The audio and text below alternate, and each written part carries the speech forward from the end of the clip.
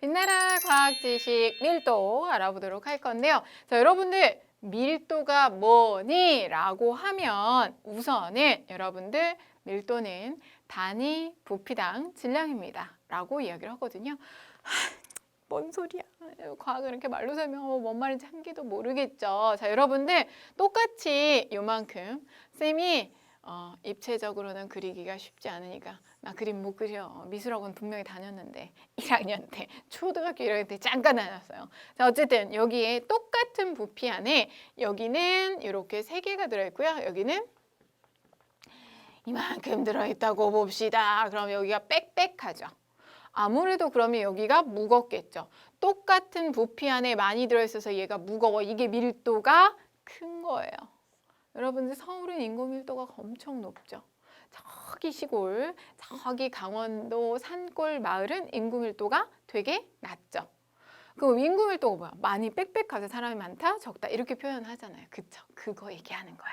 단위 부피당 질량인데요. 이렇게 말로만 얘기하지 않습니다. 어떻게 얘기를 하냐면 밀도는 자, 요거 기억하세요. 밀도는 부피분의 어떻게 계산해? 부피분의 질량입니다. 외우셔야 돼요. 밀도는 부피분의 질량. 누가 지나가다가 밀도! 부피분의 질량이라고 바로 튀어나와야 돼. 밀도는 부피분의 질량. 밀도는 부피분의 질량이고요. 자, 이러한 밀도의 단위를 그럼 우리가 기억을 해야 되는데 외울 필요가 있을까?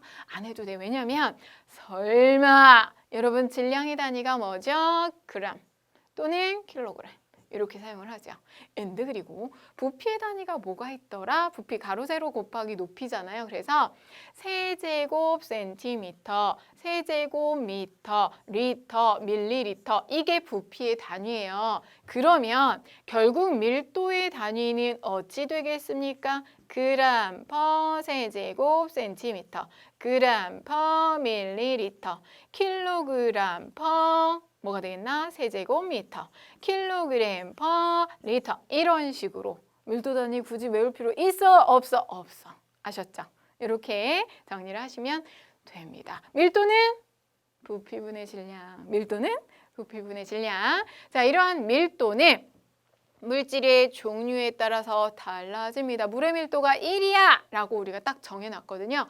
계산해 봤더니 그래요. 부피분의 질량 했더니 밀도가 1이야 그러면 물의 밀도는 1. 물이라는 걸 알 수가 있구나. 물질의 특성이 되죠.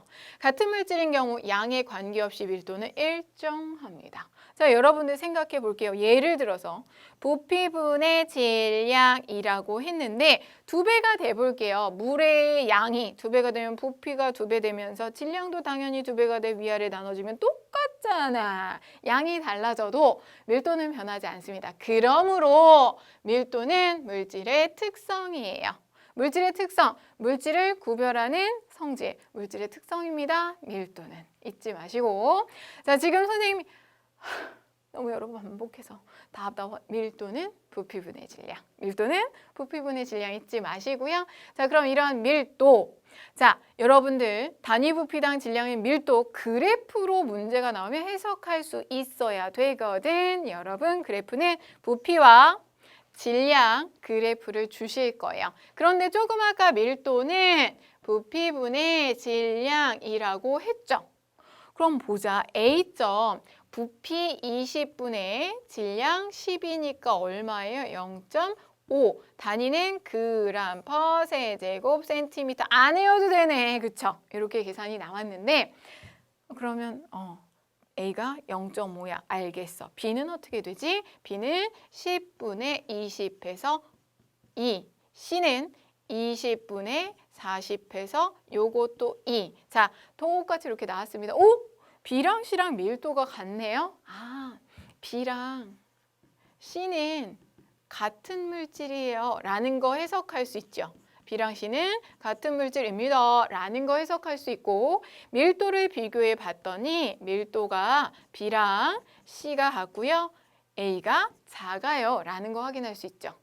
자, 그러면 선생님이 밀도 계산한 거 이렇게 점을 보고 부피분의 질량으로 했잖아요. 그런데 부피분의 질량, 가로축의 증가량분의 y축의 변화량. 가로축 변화량분의 y축의 변화량, 이게 뭐야? 기울기잖아.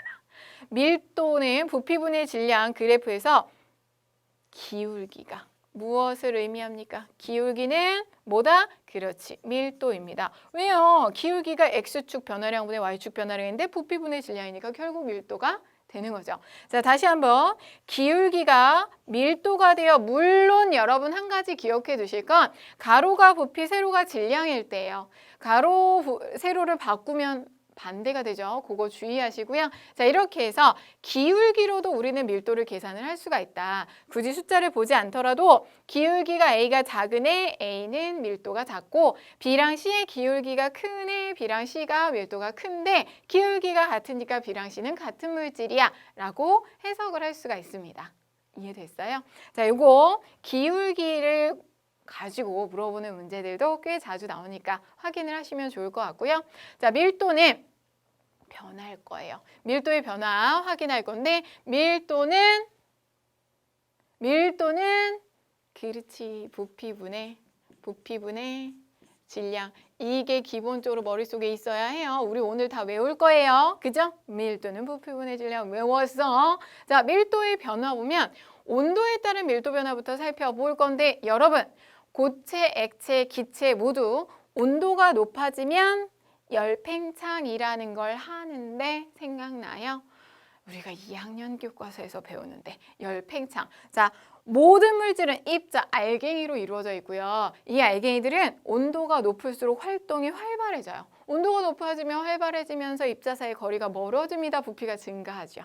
그래서 열팽창이라는 걸 해요. 그래서 온도가 높아지게 되면 부피가 증가를 하는데, 그런데 고체와 액체는 팽창 정도가 되게 작아요. 그래서 팽창 정도가 작아서 거의 일정합니다. 거의 일정해.